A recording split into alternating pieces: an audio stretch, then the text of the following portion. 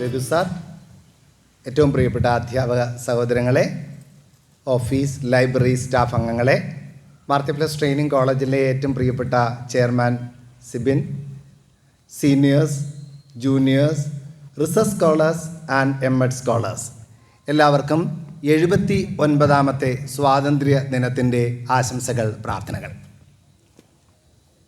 പ്രിയപ്പെട്ട കൂട്ടുകാരെ, ഇന്ന് ഇന്ത്യ ലോകത്തിലെ 4ാമത്തെ ഇക്കോണമിയാണ്. 3ാമത്തെ ഇക്കോണമിയിലോട്ടുള്ള ഒരു പ്രയാണത്തിലാണ് നമ്മൾ.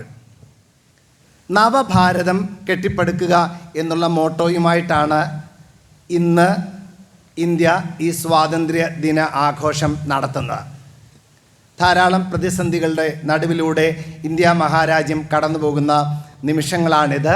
പക്ഷേ തൻ്റെ ഇടത്തോടുകൂടെ നിന്ന്, തല ഉയർത്തിപ്പിടിച്ച് നിന്ന്, മുന്നിൽ വരുന്ന പ്രതിസന്ധികളെയൊക്കെ ചവിട്ടുപടികളാക്കിക്കൊണ്ട് മുന്നോട്ട് നീങ്ങുവാൻ കരുത്താർജിച്ച് നമ്മുടെ മഹത്തായ രാഷ്ട്രം മുന്നോട്ട് നീങ്ങുകയാണ്.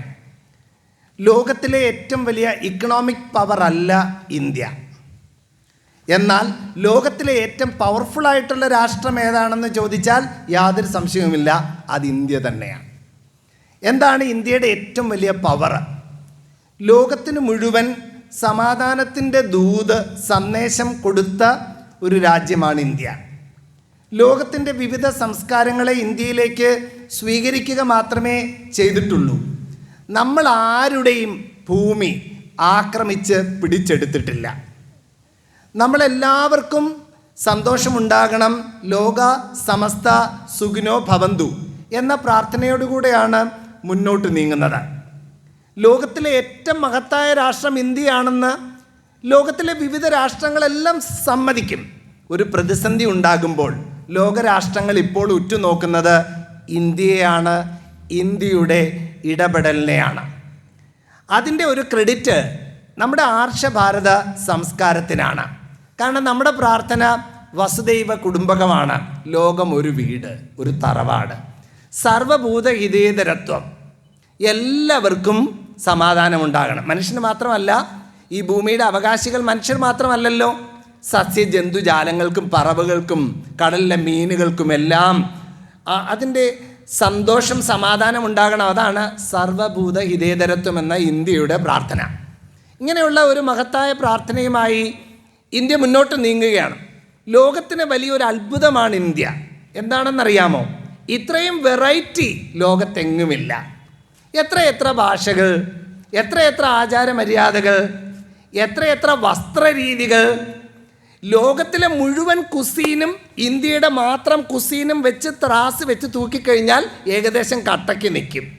അത്രയും രുചികളാണ് ഇന്ത്യയിൽ, അത്രയും ഭക്ഷണരീതികളാണ്, സംസ്കാരത്തിൻ്റെ വിവിധ ഷെയ്ഡ്സാണ് ഇന്ത്യയിൽ. ലോകത്തിൻ്റെ തന്നെ ഒരു കുഞ്ഞു പതിപ്പാണ് ഇന്ത്യ. അത്രയ്ക്ക് മനോഹരമാണ് ഇന്ത്യ. ഭയങ്കര വെറൈറ്റിയാണ്. ഇത്രയും വ്യത്യാസങ്ങൾ ലോകത്തിലെ ഏതെങ്കിലും രാഷ്ട്രത്തിൽ ഉണ്ടായിരുന്നെങ്കിൽ കംപ്ലീറ്റ് കോൺഫ്ലിക്ട്സ് ആയിരുന്നേനെ, കംപ്ലീറ്റ് കോൺഫ്ലിക്ട്സ് ആയിരുന്നു. പക്ഷേ ഇന്ത്യയിൽ അങ്ങനെയല്ല. ഇന്ത്യയിൽ എപ്പോഴും ഒരു സന്തോഷവും സമാധാനവും ഒക്കെ നിലനിന്ന് പോരുന്നുണ്ട്. വ്യത്യാസങ്ങളെ വൈരുദ്ധ്യങ്ങളായിട്ട് കാണാതെ വ്യത്യാസങ്ങളെ സൗന്ദര്യമായിട്ട് കാണുന്ന സുന്ദരമായ ഒരു രാഷ്ട്രം. I am proud to be an Indian. നമുക്കെല്ലാവരുടെയും ഹൃദയത്തിൽ ഉള്ള താളം ഭാരതം, ഇന്ത്യ എന്ന താളമാണ്. 145 കോടി ജനങ്ങളാണ് ഇന്ത്യയിൽ. 2024 കണക്കാണിത് കേട്ടോ. 2025 മിക്കവാറും കുറേയും കൂടെ കൂടിക്കാണും. 140 ചൈനയിൽ. ലോകത്തിലെല്ലാം കൂടെ ഉള്ള പോപ്പുലേഷൻ്റെ ഏകദേശം 5/6 ഇന്ത്യക്കാരാണ്. അതുകൊണ്ട് ആർക്കും ഇന്ത്യയെ എന്ത് ചെയ്യാൻ പറ്റില്ല, മാറ്റി നിർത്താൻ പറ്റില്ല. എങ്കിലും നമുക്ക് പ്രതിസന്ധികളുണ്ട്. ഇന്ത്യ മഹാരാഷ്ട്രത്തിന് പ്രതിസന്ധികളുണ്ട്. നമ്മളത് മനസ്സിലാക്കണം. എന്താണ് ഈ പ്രതിസന്ധി എന്താണെന്നറിയാമോ? ഇന്ത്യക്കാർ രാഷ്ട്രീയമായി, മതപരമായി, ജാതിപരമായി ചിന്തിച്ച് അവരവരുടെ ആ ഒരു മതിലുകൾ ഇങ്ങനെ കെട്ടി മനസ്സുകൾ തമ്മിൽ അടുക്കുന്നതിന് പകരം അകന്നകന്നു പോയാൽ നമ്മുടെ അകത്ത് നിന്നുള്ള ഈ വ്യത്യാസങ്ങളെന്ന് പറയുന്നത് വലിയ കെണിയായിട്ട് മാറുകയും ഇന്ത്യ മഹാരാഷ്ട്രം തകർന്നു പോവുകയും ചെയ്തേക്കാം. വളരെ ഇമ്പോർട്ടൻ്റ് ആയിട്ടുള്ള കാര്യമാണ് ഇന്ത്യയിലെ എല്ലാവർക്കും ശബ്ദമുണ്ടാകണം. ഭൂരിപക്ഷത്തിന് ശബ്ദമുണ്ടാകണം, ന്യൂനപക്ഷത്തിന് ശബ്ദമുണ്ടാകണം. ഇന്ത്യയിൽ എല്ലാ അമ്മമാരും ആദരിക്കപ്പെടണം. ഇന്ത്യയിൽ എല്ലാ കുട്ടികൾക്കും അവരവരുടെ സാധ്യതകളുണ്ടാകണം. ഇന്ത്യയുടെ വിവിധ മൂലകളിൽ കിടക്കുന്ന കുഞ്ഞു കുഞ്ഞു രാഷ്ട്രങ്ങൾ പോലും, കുഞ്ഞു കുഞ്ഞു സ്റ്റേറ്റ്സിന് പോലും അവരവരുടെ അഭിമാനവും അസ്തിത്വവും ഉണ്ടാകണം.